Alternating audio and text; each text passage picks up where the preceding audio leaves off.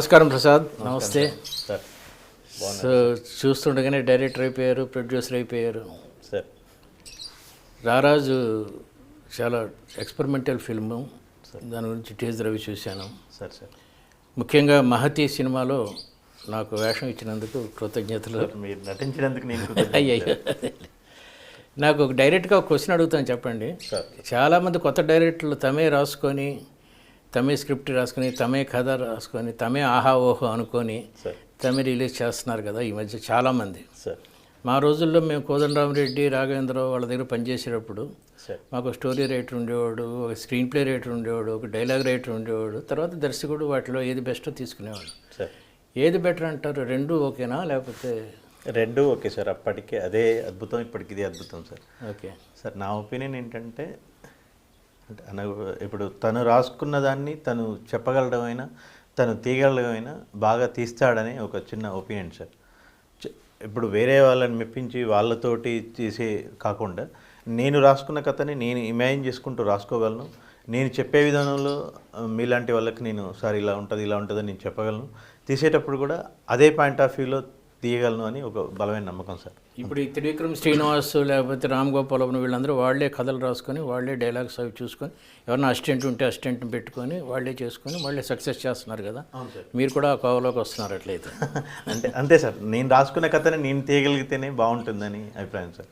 ఏం చదువుకున్నారు మీరు? సార్ నేను MBA చేశాను సార్. MBA చేశాను సార్. MBA, very good. మీ బ్యాక్గ్రౌండ్ అది బాగుందండి ఫైనాన్షియల్గా? పర్లేదండి. సో మీరు 4 ఫిల్మ్స్ 3 ఫిల్మ్స్ ఇప్పుడు ఆల్రెడీ అండర్ ప్రొడక్షన్ ఉంది. అవును సార్. సాధారణంగా రామానాయుడు వాళ్ళు అలా చేస్తూ ఉంటారు, 4-5 ఫిల్మ్స్ ఒకసారి చేస్తూ ఉంటారు. సార్ మీరు ఫస్ట్ బిగినింగే ఇన్ని ఫిల్మ్స్ చేసుకొని ఇంత ఫైనాన్షియల్ కన్స్ట్రైంట్ సార్ అలా చేస్తున్నారు. ఏంటి మీ ఉద్దేశం? మీరు ఉద్దేశం బిజినెస్ మ్యాన్ అన్నారు కాబట్టి చెప్తున్నాను. అవును సార్, బిజినెస్ మ్యాన్ అన్నాను కాబట్టి అన్నిట్లలో ఒక different fruits in one basket అన్న టైప్లో సార్. ఏం లేదు సార్, యాక్చువల్గా మేము మాతృ మూవీతో ప్రొడక్షన్లోకి వచ్చాం సార్. మాతృ మూవీ ప్రొడక్షన్ చేస్తూ ఉండగానే ఈ రారాజా అనే ఐడియా వచ్చింది. దాంతో మాతృ షూటింగ్ కంప్లీట్ అవ్వకముందే రారాజా షూటింగ్ కంప్లీట్ చేశాం సార్. ఆ తర్వాత అన్ఎక్స్పెక్టెడ్గా మన సుహాసిని గారికి స్టోరీ చెప్పడం, వారు ఇమీడియట్గా డేట్లు ఇవ్వడం, వాళ్ళు డేట్లు ఇచ్చినాక ఇంకా పెండింగ్ చేయొద్దని చెప్పేసి ఇమీడియట్గా షూటింగ్ స్టార్ట్ చేయటం, మధ్యలో మిమ్మల్ని కలిసి మీకు చెప్పడం, ఇమీడియట్గా షూటింగ్ కంప్లీట్ చేశాను సార్. అది షూటింగ్ మొత్తం కంప్లీట్ అయిపోయింది సార్. మాది కూడా రారాజు నేను నాకు స్టోరీ తెలుసు సార్. చాలా డిఫరెంట్ కాన్సెప్ట్ అని విన్నాను. ఏంటి అసలు దాని గురించి కొంచెం చెప్పండి. భార్యాభర్తల మధ్య జరిగే కాన్సెప్ట్ సార్. మధ్యలో ఒక పర్సన్ ఎంటర్ అయితే ఎలా ఉంటుంది, తర్వాత ఆలోచన లేకుండా ముందుకు వెళ్ళిపోతే పరిస్థితులు ఏంటి, ఇది స్టోరీ. అంతే సార్. డిఫరెంట్ అంటే మొహాలు చూపించకుండా ఉంటాం. అవును సార్. ఏంటి అదేంటి అది ఎట్లా అంటే అసలు ఎంటైర్ మూవీలో 26 క్యారెక్టర్స్ చేశారు సార్. ఓకే. 26 క్యారెక్టర్స్ ఎవరి ఫేస్ కూడా కనిపించదు సార్. సినిమా అయిపోయేంత వరకు కూడా ఎవరి ఫేస్ కూడా కనిపించదు సార్. అంటే యాక్టర్స్ వాళ్ళు ఎవరున్నా పర్లేదు ఇలా ఇలా ఏ కాన్సెప్ట్లో, అంతేగా? అట్లనే కాదులేండి, కానీ డబ్బింగ్ ఆర్టిస్టులు బాగుంటే చాలు. అంతే సార్. డబ్బింగ్ ఆర్టిస్ట్ బాగుంటే చాలు, టేకింగ్ బాగుంటే చాలు, మ్యూజిక్ బ్యాక్గ్రౌండ్ మ్యూజిక్ బాగుంటే చాలు సార్. కానీ కామెడీకి ముఖ కవళికలు అవి కనబడితే కొంచెం ఎక్కువ నవ్వు వస్తుంది అంటారు. ఓన్లీ డైలాగ్ కామెడీ ఉంటుందా ఇందులో? అంటే డైలాగ్ కామెడీ ఉంటుంది సార్.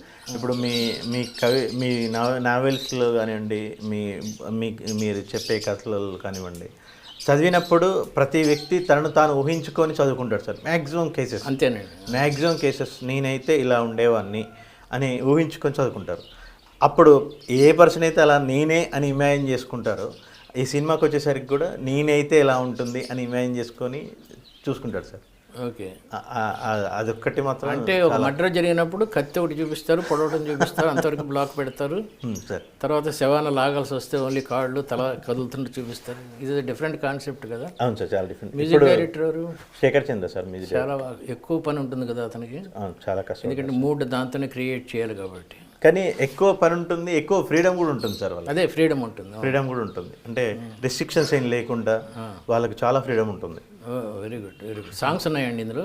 సాంగ్స్ కూడా ఉన్నాయి సార్. మరి సాంగ్స్ క్యారెక్టర్స్ లేకుండా సాంగ్స్ ఎట్లా చూసి? Promotional songs sir, only promotional songs. ఆ స్టోరీకి రిలేటెడ్గా ఉంటుంది సార్ సాంగ్ కూడా. Okay okay. నేను శేఖర్ చంద్ర గారు కూర్చొని చేసుకున్నాం సాంగ్. ఎన్ని రోజులు షూట్ చేశారు సార్? 15 రోజులు చేశాను సార్. 15 రోజులు. Very good, very good sir. Budget తక్కువలో చేస్తాను మీ ఉద్దేశం? బడ్జెట్ తక్కువ చేద్దాం సార్. ఇంకోటి ఏంటంటే డిఫరెంట్గా కేవలం కథ మీదనే డిపెండ్ అయిన సినిమా సార్ ఇది. ఇప్పుడు మామూలుగా ఏంటంటే ఇంతకు ముందు ఏ సినిమా స్టోరీకైనా మూలం కథే సార్.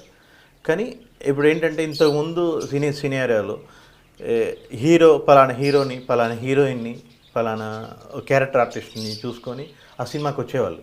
కానీ ప్రస్తుతం ఉన్న కాలంలో అందరూ కూడా స్టోరీ బాగుంటేనే వస్తున్నారు సార్. అది ఎంత పెద్ద హీరో కానివ్వండి, ఎంత చిన్న హీరో కానివ్వండి, స్టోరీ బాగాలేతే పక్క పెట్టేస్తున్నారు సార్. Very good. కేవలం కథనమే సినిమా అన్న ఉద్దేశంలో తీసిన చిన్న ఎక్స్పెరిమెంటల్ మూవీ సార్. ఎంతండి duration? 99 minutes sir. 99 minutes, 1 hour 40 minutes. అంతే సార్. ఓకే. ప్రమోషనల్ యాక్టివిటీస్ మరి బాగా చేస్తున్నారు. వాల్ పోస్టర్స్ ఎలా వేస్తారు? ఫోటోలు ఉండవు కదా. టైటిల్ అదే సినిమాలో ఉన్న క్యారెక్టర్స్ని ఫోటోలు తీసి వేస్తున్నాం సార్, అంతే. ఓకే. పోస్టర్స్ బాగానే ఉన్నాయి, ప్రమోషన్స్ బాగానే ఉన్నాయి. మొన్న తమ్మారెడ్డి భరద్వాజ గారు కూడా అదే అన్నారు సార్. ఏమని? ఇంతవరకు ఎవరు చేయలేదు ప్రసాద్ ఎక్స్పెరిమెంటల్. 1971లో డ్యూయల్ అనే సినిమా వచ్చింది అనేసరికి కూడా నాకు కూడా తెలియదు సార్. యాక్చువల్గా 1971లో డ్యూయల్ అనే మూవీ వచ్చింది. డ్యూయల్ అనే మూవీ వచ్చింది. ఏ భాషలో వచ్చింది? హాలీవుడే సార్. ఓహో, ఓకే. కానీ ఆ దాంట్లో కూడా ట్రక్ కారు కనిపిస్తుండే అన్నారు. కానీ దాంట్లో ఒక పర్సన్ కూడా కనిపించాడు. కానీ మన మూవీలో అసలు ఏ పర్సన్ కనిపించారు సార్. అసలు ఒక్క పర్సన్ కూడా కనిపించారు.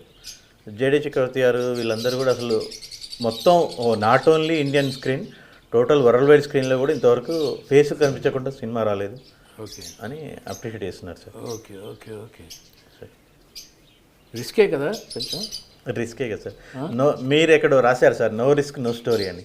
అవునండి. No success, no risk no story, no success అని రాశారు. అవునండి, అవును సార్. కానీ బాగా చేస్తున్నారు ఇది. కానీ సక్సెస్ అయితే సార్ చాలామంది అటెంప్ట్ చేయొచ్చు. హీరోస్ కూడా అక్కర్లేకుండా స్టోరీ బలంగా ఉంటే సార్.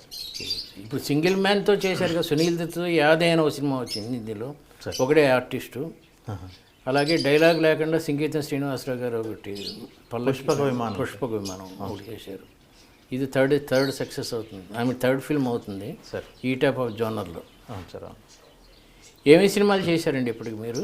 సార్ ఇప్పుడు మాతృ ప్రొడక్షన్ చేశాను. Production sir. మీరు ప్రొడ్యూసర్ చేశాను. డైరెక్టర్ వేరే సార్. ఓకే.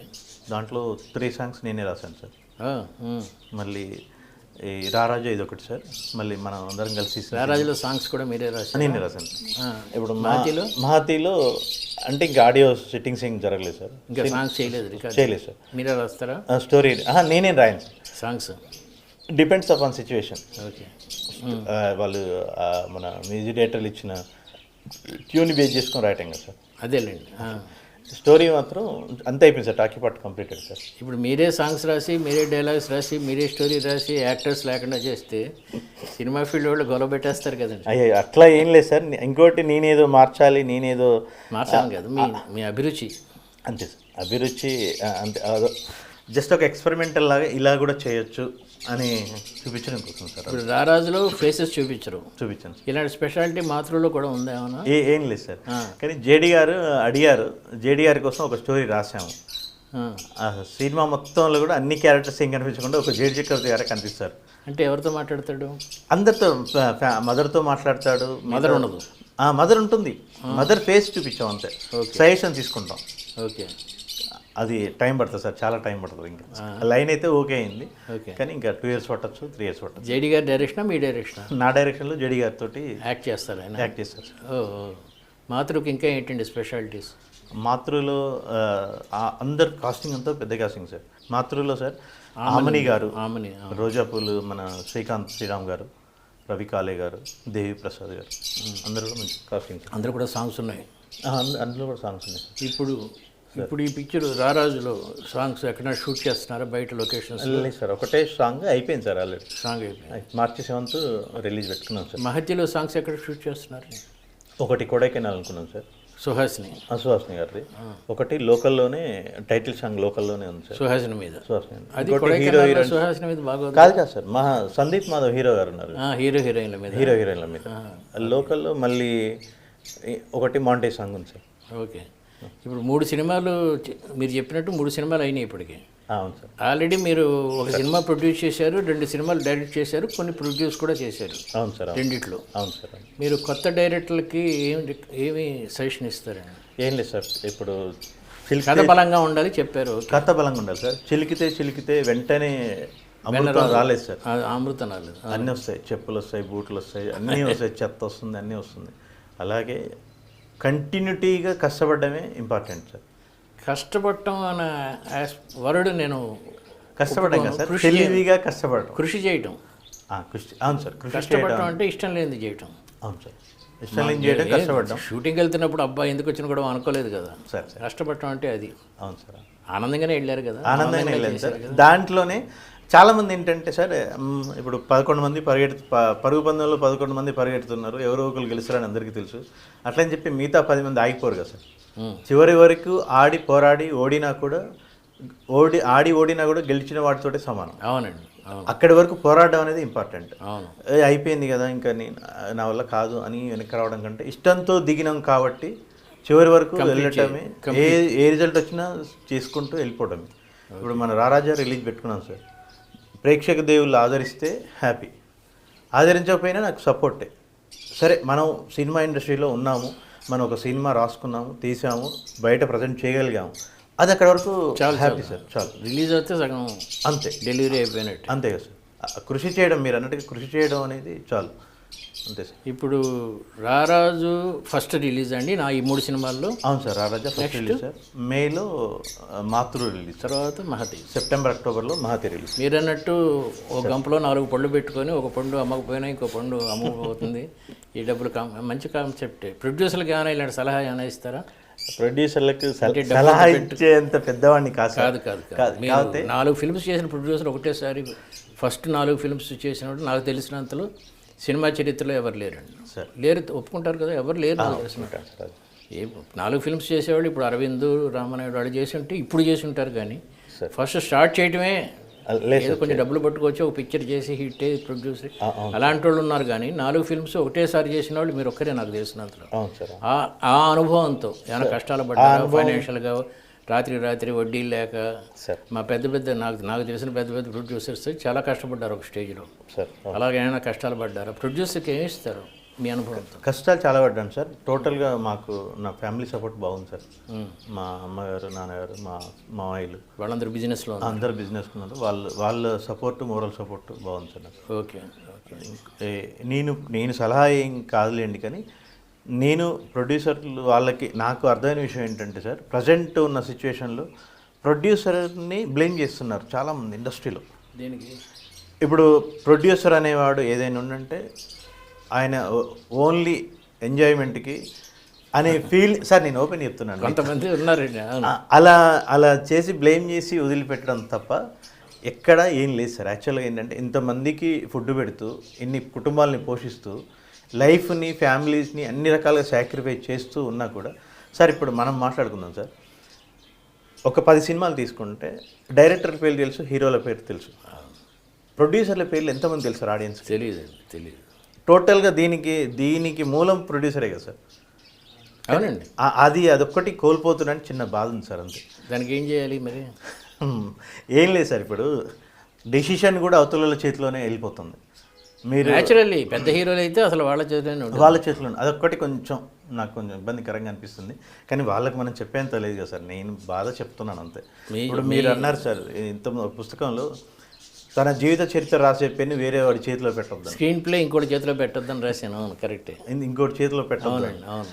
అలాగే మనం తీసుకోవాల్సింది ఫైనల్ స్టోరీ నచ్చాల్సింది ప్రొడ్యూసర్ సార్. ఫస్ట్ సినిమా తీయాలంటే అక్కడి నుంచి తను నచ్చిన స్టోరీని ఇన్వెస్ట్మెంట్ చేయడానికి రెడీ అయిన ప్రొడ్యూసర్ మిగతా విషయం డెసిషన్ తీసుకొచ్చేసరికి నీరు గారిపోతున్నారు. అదొక్కటి కొంచెం నాకు బాధ అనిపించేది. దర్శకుడు డామినేషన్ కూడా ఎక్కువ ఉంటుందండి. హీరో డామినేషన్, పెద్ద హీరోలు అయితే హీరో డామినేషన్. అదే అంటున్నాను సార్, స్టోరీ ఫైనలైజ్ చేసి డబ్బులు పెట్టడానికి రెడీ అయిన ప్రొడ్యూసర్ రిమైనింగ్ డెసిషన్ తీసుకోలేకపోతున్నాడు అని కొంచెం బాధ సార్. అవును. ఇప్పుడు మీకు ఈ 3 సినిమాల్లో అది ఆ ప్రాబ్లమే వచ్చినది. మీరే హీరో, మీరే అయ్యగారు పెళ్ళికొడుకు అయ్యగారు అన్నట్టు మీరే చేస్తున్నారు కాబట్టి ఫిల్మ్. బట్ మహతిలో చేసినప్పుడు నాకు వచ్చిన అనుభవం ఏంటంటే, నేను షూటింగ్ అయిపోగానే ఆ కవర్ తీసుకొచ్చి ఇవ్వటం, మామూలు రెమ్యునరేషన్ కొంచెం ఎక్కువ చెప్పినా మీరు బేరం ఆడకుండా ఓకే అంటాం. ముఖ్యంగా కారు ఎక్కుతూ ఉండగా కవర్ తీసుకొచ్చి డబ్బింగ్ వరకు కూడా ఆకుండా చేయటం, మీరు అన్నట్టు యూఆర్ ఎ గుడ్ ప్రొడ్యూసర్ అండి. Thank you so much. లేదు సార్, అంటే నేను మీ గురించి చెప్పాలంటే ఇంకా మీరు నాకు చెప్తే నో సార్, నేను అనేది ఏంటంటే సార్, అసలు నేను మీ దగ్గరికి రావటం, నేను మీతో స్టోరీ చెప్పడం, మీరు రావటం, నటించడం నాకు చాలా సంతృప్తి అనిపించింది. నేను ఇప్పుడు మాట్లాడుకున్న విషయం ఏంటంటే, అసలు మీకు ఎలా అనిపించింది సార్ అక్కడ డైలాగులు కానివ్వండి, సీన్ ఎలా జరిగింది, మీకు ఎలా అనిపించింది అని నేను అడుగుతున్నాను. నాకు ఫస్ట్ అనిపించింది ఏంటంటే you are very confident about yourself. Suhasin garu కూడా అదే అన్నారు నాతో. సార్ కొత్త డైరెక్టర్ అయినా ఎంత కాన్ఫిడెంట్గా చేస్తున్నాడు చూడండి. సార్ షార్ట్ డివిజన్లో ఏవి కన్ఫ్యూజన్ లేకపోవడం, సార్ ఎవరి షాట్లు ముందు తీయాలి, ఎవరి షాట్లు తర్వాత తీయాలి, సుహాసిని గారిని ఎప్పుడు క్యారవాన్కి పంపించేయాలి, నాతో ఎక్కడ చేయాలి అంటే, అలాంటి అలవాటు ఉన్న డైరెక్టర్లు బాపు గారు ఒకరు, సార్ రాఘవేంద్రరావు గారు ఒకరు, సార్ వాళ్ళలో చూశానండి. మళ్ళీ మీలో చూస్తున్నాను. Thank you sir, thank you so much. ఎలా చేయాలి, ఏ సీన్ తర్వాత ఏ షాట్ తర్వాత ఏ షాట్ తీయాలి. తర్వాత డైలాగ్ కూడా నేను ఒకసారి ఏదో చిన్న సజెషన్ చెప్పకపోతే వద్దండి ఇది ఇలాగే ఉంచండి అన్నారు మీరు, నాకు గుర్తుంది. ఆ కాన్ఫిడెన్స్ ఉండాలండి డైరెక్టర్, ఎందుకంటే మీరే కదా షిప్ ఆఫ్ ది కెప్టెన్ మీరే, మీకు తెలుస్తుంది. సార్ నేను ఎక్కడో రాశాను, మంచి నాయకుడు సలహాలు తీసుకుంటాడు కానీ నిర్ణయం అతనే తీసుకుంటాడని, అది ప్రూవ్ చేశారండి. Sir thank you sir, thank you so much. Prasad, ఈ రారాజు టీజర్ చూశాను, సార్ చిన్న చిన్న స్టిల్స్ చూశాను, సార్ స్టోరీ విన్నాను, సార్ ఎక్స్పెరిమెంట్ చేస్తున్నారు. సార్ ప్రేక్షకులకి ఇది బాగా నచ్చాలని మనస్ఫూర్తిగా కోరుకునే వాళ్ళు నేను ఒకడిని, ఎందుకంటే నేను ఎప్పుడూ ఎక్స్పెరిమెంట్స్ని ఇష్టపడతాను. సార్ థ్యాంక్ యూ ఈ ప్రయోగం సక్సెస్ అయితే సినిమా చరిత్రలో చాలా పెద్ద పెద్ద మార్పులు జరుగుతాయి సార్. నేను అనుకోవచ్చు ఒక సినిమా వల్ల మార్పులు జరుగుతాయి, ఒక్క నవల వల్ల కూడా మార్పులు జరిగింది నా అనుభవం ఉంది కదా. అవును సార్, అప్పటి వరకు రకరకాల డ్రీమ్స్లో ఉన్న నవల సాహిత్యాన్ని ఇంకో రకంగా మార్చాం కదా. అవును సార్. అలాగే మీరు ఇప్పుడు ఈ రారాజు, ఈ మహతిలో కూడా హీరో చిన్న వేషం, సైడ్ వేషం అనుకుంటున్నాను. మంచి రోల్ సార్, ఈరోజు కూడా. అవునా? హీరోది కూడా చాలా మంచి రోల్ సార్, డిటెక్టివ్ అతను. ఓహో, డిటెక్టివ్. అతను detective. So hero Suhasini main, lady ఓరియంటెడేనా? లేడీ ఓరియంటెడ్, కానీ హీరో గారికి కూడా చాలా స్కోప్ ఉంది సార్. అవునా? చాలా మంచి స్కోప్ ఉంది. ఓకే, అది కూడా నావెల్ పాయింట్ అనుకోండి, ఇఫ్ ఐమ్ కరెక్ట్. చెప్పాను సార్, కిడ్నాప్స్ అవి జరుగుతాయి అదేనా? అదే కదా. అవును సార్. యా. మ్యాక్సిమం మీకు నేను ప్రతి స్టోరీ మీకు చెప్పారు.